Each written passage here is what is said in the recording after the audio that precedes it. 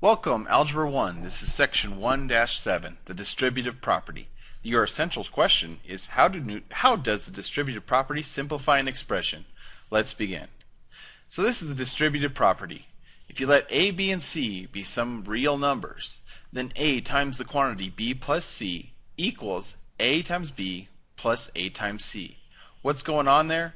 Well, that A is being distributed to the B and to the C. So it's everything in the parentheses next to it. So everything in the parentheses. So if there's only two things, you distribute a 2. If there's only 3, you distribute a 3.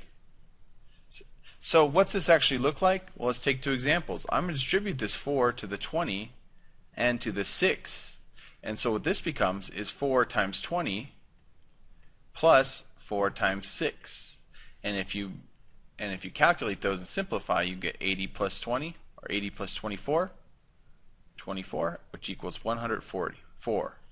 On the next one, I'm distributing this 7 to both things in the parentheses next to it, to the negative 2 and to the 30.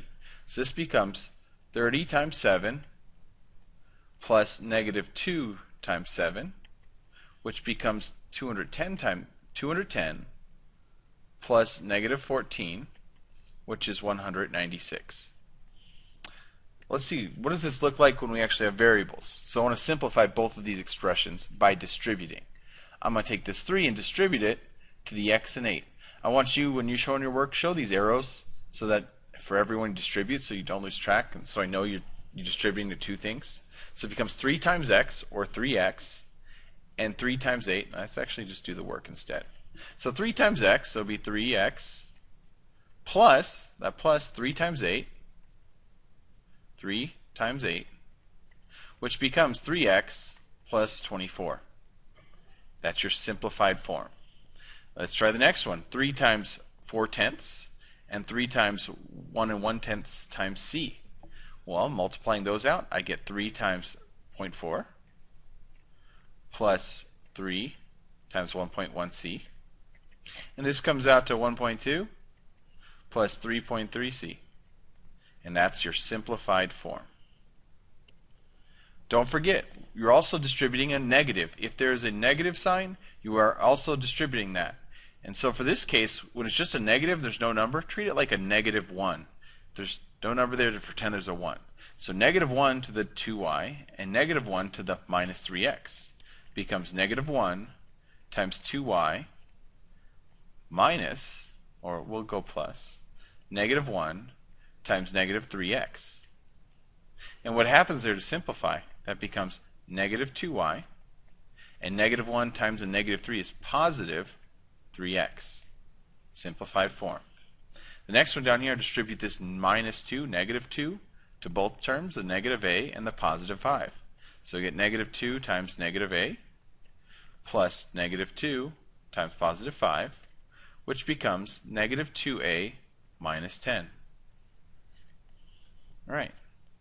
Another part with distribution property is combining like terms. You're gonna need to do this to simplify expressions. And a lot of times when you're distributing, you have to do this. So let's talk about some vocab before we talk about combining. What's a term? Well, terms are separated by pluses and minuses in expressions. So for example, I got this expression right here with a lot of different variables and numbers. So each term is separated by pluses and minuses. I'm going to draw lines to show that. So we got one term right here, 2, 3, 4, and 5 terms. So this expression has 5 terms, separated by pluses and minuses. So 6a squared is one term, 4a is one term, negative 5ab is one term, 3a is one term, and negative 12. Notice, just a number by itself can be a term. That's okay. Variables by itself can. A combination of variables and numbers can. Those are all terms. Like terms. What's a like term? Likes have the same type and same power of variables. So what does that mean? If one term has an x, the other term has an x. These are the same types. The x's, different letters would be different types. So when we say types, letter. On power of variables. What's power? This is the exponent. So the exponent's the same. So If you have an x squared, the other one's also x squared. If you had x to the third power and x to the fourth power, those two would not be like terms because they have different exponents or different powers. So let's try this out. Alright, I want to combine these like terms by adding the coefficients. This is how you combine like terms. Add the coefficients. What's a coefficient? It's the number in front of the variable. So in this case, coefficients right here, that 4, that's a coefficient. Or coefficients right here, 3, this is also a coefficient. So we're combining like terms by adding the coefficients. So 4a's plus 3a. This adds up to 4 plus 3, which is 7a. 7a. 4 plus 3, 7a. 3x minus 2x, we treat it like 3 minus 2, it'll be 1x, or we can just write that as x. The next one, negative 5x squared and 2x squared. They both have x squareds, so they're both like terms, we can combine them.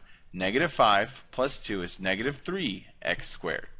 And the last one, well, there's two variables here, but that's okay, as long as there's the same variables are in there with the same powers. So a times b plus an a times b. We can combine these. Now, when there's no number in front for no coefficient, treat it like there's a 1 in front. So 1ab plus another ab is going to be 2ab's. That's how you combine. Let's try a few examples. So pause the video. Are these pairs like terms? 3, 2, 1. So try this out. Are they like terms? Yes or no question. Simple as that. 3a and negative 5a? Yep, because they both have one variable, so this is a yes. Next one. 2x y squared and negative x squared y. Well, this will be a no. And the reason is they both have x and they both have a power, but this is y squared and this is x squared. We're doing powers of different numbers, so that doesn't work. If they had to both be x squared or both be y squared. So that's a no. The next one, 2x and 2x squared, this is also a no. Because this is the power of x, just x is power to x to the 1. And power of x squared, these are different powers, so that doesn't work. These powers make it wrong. And the last one, 5 and 7, are they like terms? Yes. Even though there's no variables, that's okay.